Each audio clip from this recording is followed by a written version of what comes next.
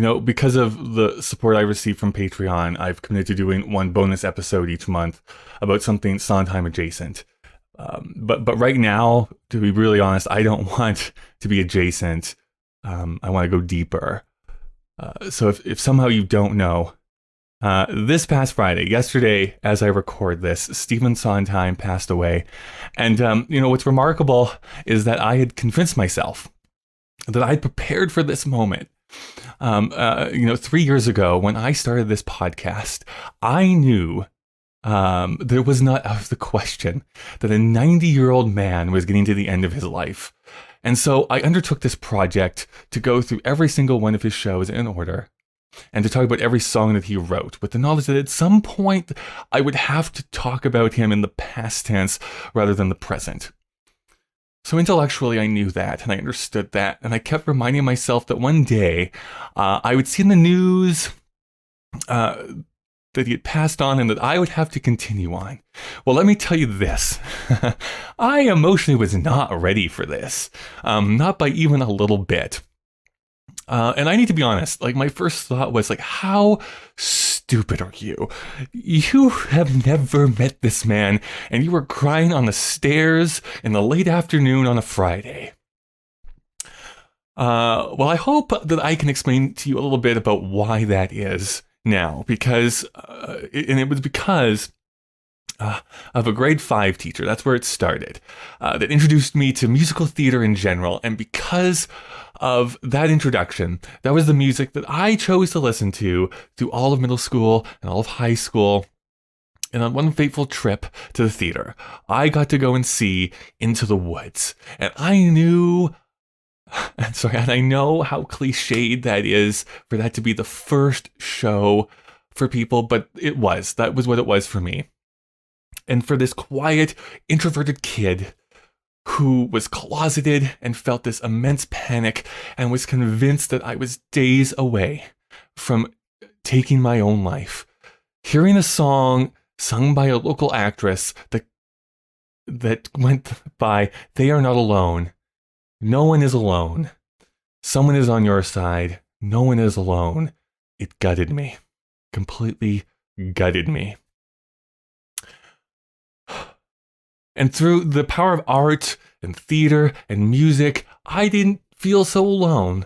There was this voice who I didn't even know who it was yet, reached out and grasped my heart. And it was a message that I absolutely needed in that moment. And it's a message that I keep returning to. Of course, I needed that music in my life. So the next time I go to the store, of course, I beeline over to the musical theater section. Soundtracks is what they were called. And that's where I got a copy of Into the Woods, and Bernadette Peters, Joanna Gleason, Chip Zien caressed my heart again and again. I also picked up copies of Company and A Little Night Music, and pretty soon all of Sondheim's shows. And of course, he would be the first one to tell you this. These are not just Sondheim shows, which is true. They are, just as much his collaborators. Company is also George Firth and Hal Prince. Follies owes so much to James Goldman and Michael Bennett. Into the Woods needs James Lapine. You, of course, have then Jonathan Tunick, who does so many of the orchestrations. Paul Gemignani, who conducts all of those shows. And that's not including the numerous singers, actors, musicians who brought his tunes to life. A huge thank you to the technicians who recorded every single one of his shows with the original casts. But I believe what will continue to be his legacy is what he gave back. This is what made me go from someone who appreciated Sondheim to loving him. His continued commitment to giving back to the next generation. There are these, wonderful videos that you can go and watch on YouTube of him teaching students how to perform his songs that he'd written. His adoration of seeing those students nail his songs is such a joy to watch. He was a champion of the new. Not just the updates to the ideas of his own shows that he was a part of, but also encouraging the generations that came after him. I think it's this fitting thing. It's so fitting that the film Tick, Tick, Boom came out earlier this week, where Bradley Whitford portrays Stephen Sondheim, and remarkably well, I have to say, amazingly accurate. He wanted to see the art of theater continue. And he knew that that was only possible if you attempt things that are scary, to pushing yourself. Otherwise, you become stagnant. Otherwise, you get shows.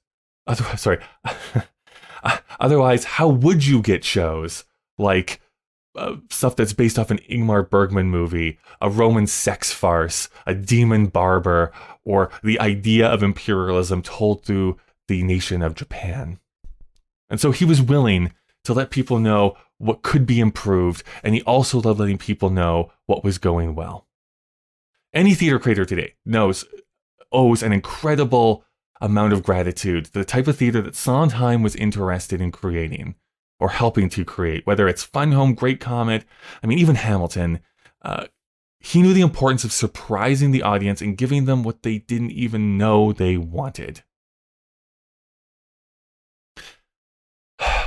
I hate the fact that I can't communicate this the way that I want to. So many people are going to communicate this better than I can. And I'm struggling right now because Sorry Grateful keeps playing in my mind. You're sorry, grateful, regretful, happy. Why look for answers when none occur? Maybe there are no answers, but there are emotions.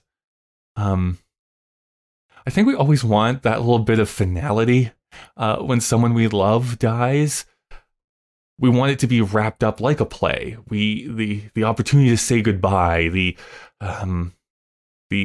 ability for it to have that final button. What I love Sondheim is that he was able to communicate really hard to describe emotions in simple language. Death brings to it this finality, and we then need to deal with complex emotions at a time we weren't necessarily ready to deal with them. We don't get to have that perfectly crafted song that allows us to deal with our emotions and use complex rhythms and clever rhymes to communicate the innate human truth.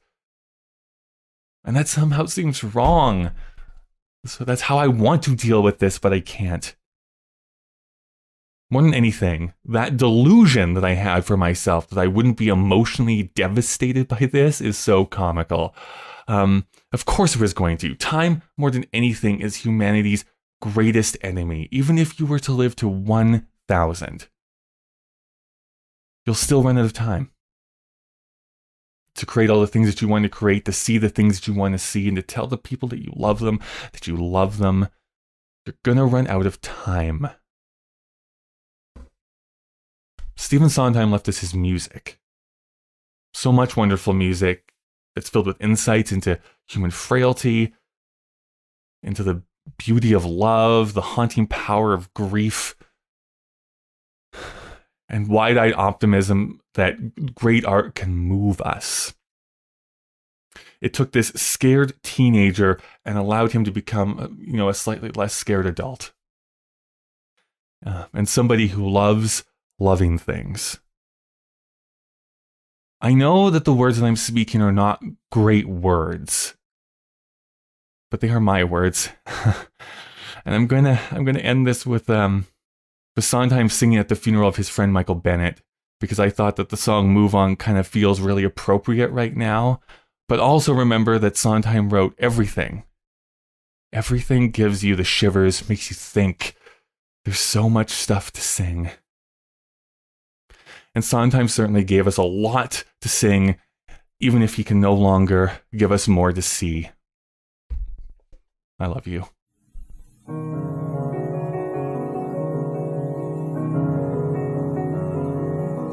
Stop worrying where you're going. Move on. If you can know where you're going, you've gone. Just keep moving on. I'd chosen, my world was shaken. So what? The choice may have been mistaken. The choosing was not. You have to move on.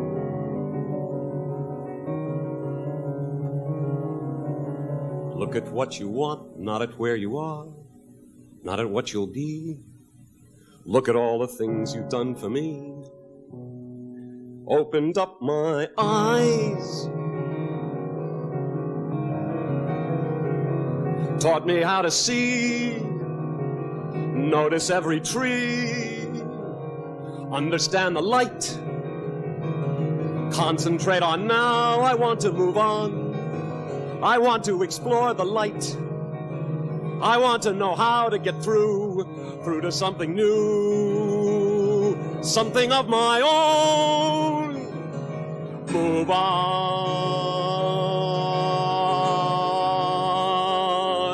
move on. Stop worrying if your vision is new. Let others make that decision. They usually do. You keep moving on.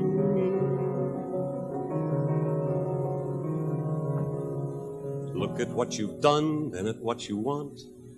Not at where you are, where you'll be. Look at all the things you gave to me, things I hadn't looked at till now. Flowers in your hat, and your smile, and the color of your hair, and the way you catch the light, and the care, and the feeling, and the life. Moving on, we've always belonged together. We will always belong together. Just keep moving on.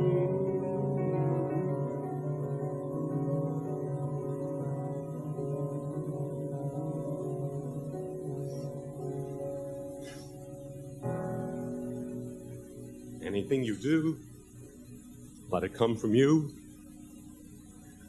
then it will be new. Give us more to see.